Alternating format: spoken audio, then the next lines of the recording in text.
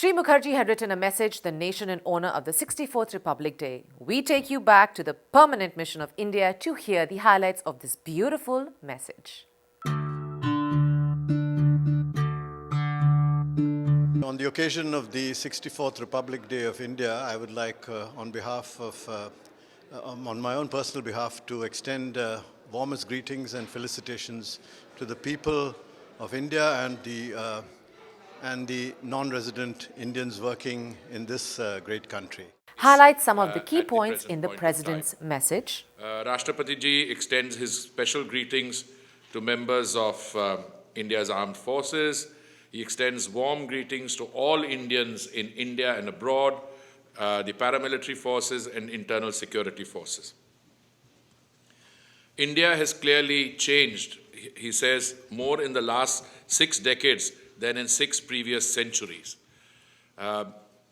We were able to transform a 190-year-old post-colonial economy into a modern, vibrant, secular country that India is today. So clearly, as soon as India and our political leaders took control of India's destiny, the change, as he says, in the last 6 decades has been more than in the previous 6 centuries.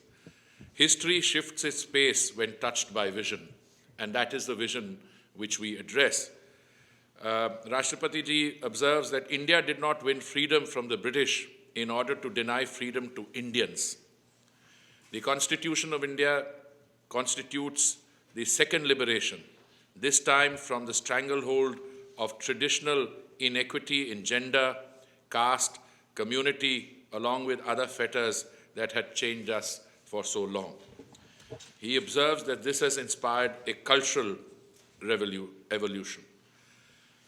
The last decades have registered a lot of progress, and some of the areas which Rashtrapati Ji highlights and which we can be proud of are the fact that economic growth has tripled, literacy rate has increased by over 4 times, we are today net exporters of food grain. Among other major achievements is the drive towards gender equality. On our 64th Republic Day, there may be some reason for concern, but none for despair.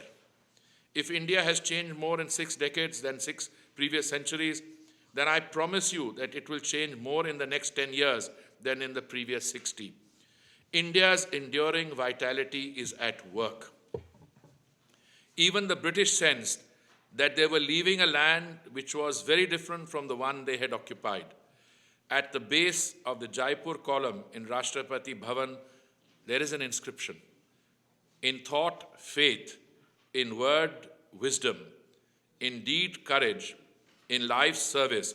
So may India be great. The spirit of India is written in stone. Jai Hind. Jai Hind. Thank you.